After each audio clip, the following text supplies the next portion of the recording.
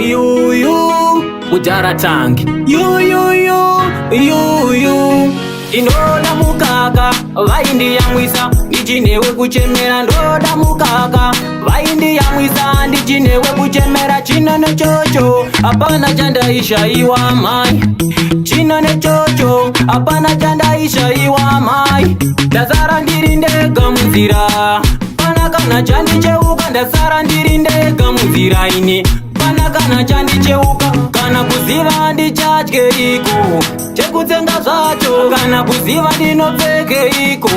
chekuvhara zvacho vakamira kufema mai vangu nyakubereka ndaifunga kuti zvimwe kutamba behamawe pavakamira kufema mai vangu nyakubereka ndaifunga kuti zvimwe kutamba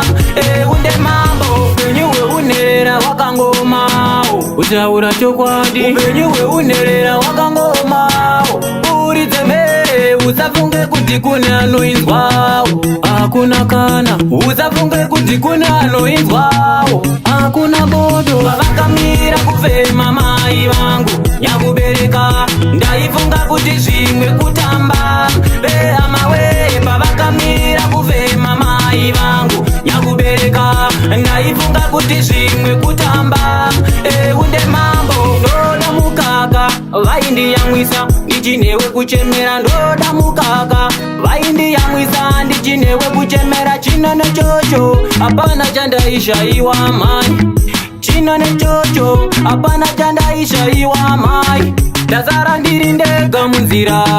pana kana chandicheuka ndasara ndiri ndega munzira ini pana kana chandicheuka kana kuziva ndichadye iko chekutsenga zvacho kana kuziva ndinopfeke iko chekuvhara zvacho vavakamira kufema mai vangu nyakubereka ndaifunga kuti zvimwe kutamba behamawe pavakamira kufema mai vangu nyakubereka ndaifunga kuti zvimwe kutamba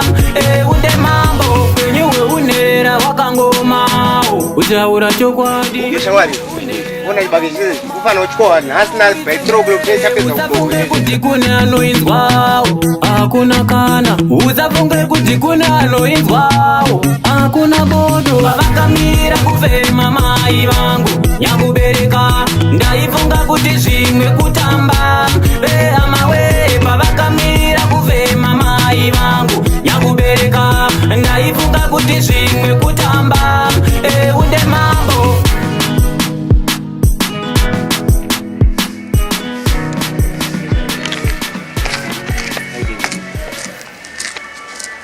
Dochi, ya? Dochi,